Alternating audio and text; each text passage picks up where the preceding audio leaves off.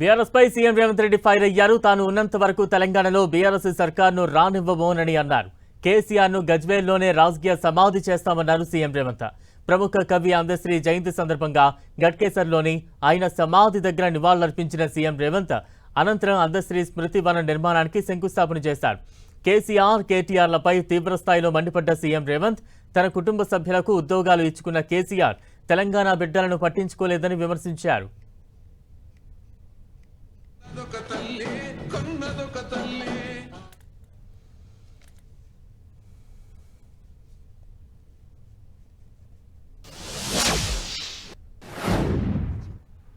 మేకతోలు కప్పుకున్న తొడేలు ఈరోజు బయటికి వచ్చింది.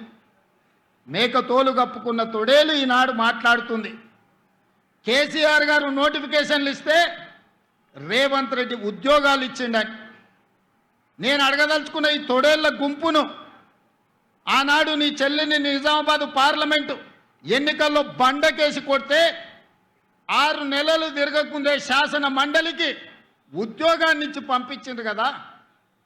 నీ బంధువు వినోద్ కుమార్ని పార్లమెంటులో గోతి తీసి పాతి పెడితే కరీంనగర్ ప్రజలు ప్లానింగ్ కమిషన్ వైస్ చైర్మన్గా 3 నెలల్లోనే ఉద్యోగం ఇచ్చిండ్రు కదా.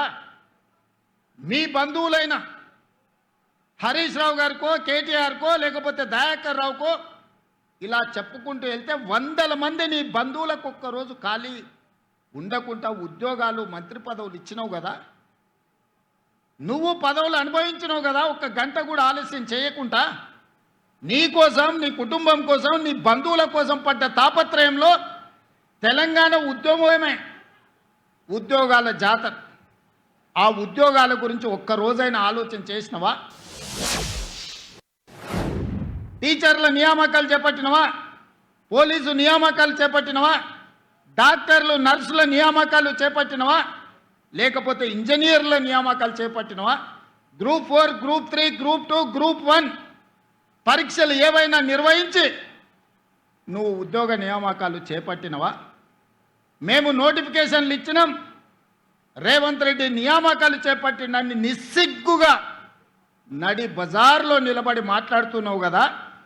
ఈరోజు ఒక్క మాట నేను అడగదలుచుకున్నా. నోటిఫికేషన్లు ఇచ్చి ప్రశ్న పత్రాలను జిరాక్స్ సెంటర్లో పల్లి బఠానీలుగా అమ్ముకుని వందలాది కోట్ల రూపాయలు సంపాదించుకున్నావు తప్ప ఆ పరీక్షలను పూర్తి చేసి పిల్లలకు ఉద్యోగ నియామక పత్రాలు ఇవ్వాలన్న ఆలోచన ఏనాడైనా నీ కుటుంబానికి వచ్చిందా? మీ తండ్రి గారు ఎర్రవల్లిలో 1000 ఎకరాల ఫామ్ హౌస్ కట్టుకుంటాడు. నువ్వు జన్వాడలో 100 ఎకరాల ఫామ్ హౌస్ కట్టుకుంటావు. నీ బావ హరీష్ రావు మోయినాబాద్లో 50 ఎకరాల ఫామ్ హౌస్ కట్టుకుంటాడు. నీ చెల్లెలు కవితమ్మ శంకర్పల్లిలో 25 ఎకరాల ఫామ్ హౌస్ కట్టుకుంటారు. తెలంగాణ రాష్ట్రం మాత్రం 8,11,000 కోట్ల రూపాయల అప్పులో మునిగిపోతుంది. మీకు టీవీలు వచ్చినాయి, మీకు పేపర్లు వచ్చినాయి, 1000 కోట్ల వ్యాపారాలు వచ్చినాయి.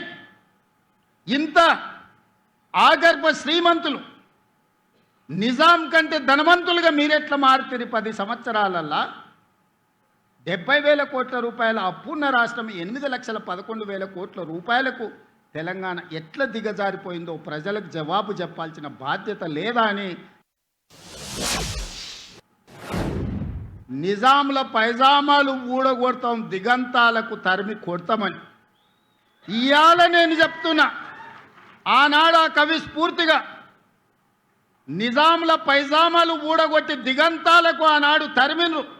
సాయుధ రైతాంగ పోరాటం బండెనక బండి కట్టి ఏ బండ్లో పోతో కొడుకో చుట్టుముట్టు సూర్యాపేట నట్ట నడమ నల్లగొండ కడతాం నీ గోరి అని బండి యాదగిరి స్ఫూర్తి ఈరోజు కూడా మా దగ్గర ఉన్నది.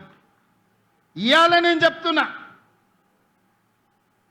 గజ్వేల్లోనే నిన్ను సమాధి చేసే బాధ్యత మాది, మా యువకులది. ఏం అన్యాయం చేసింది మీకు? చెప్పులు లేకుంటే తిరిగేటోళ్లకు, గంజి గతి లేని వాళ్ళకి ఇవాళ బెంచ్ కార్లకు వచ్చినాయి కదా. అమెరికాలో బాత్రూమ్లు కడుక్కునేటోడు ఈరోజు తెలంగాణ రాష్ట్రానికి మంత్రి అయింది కదా.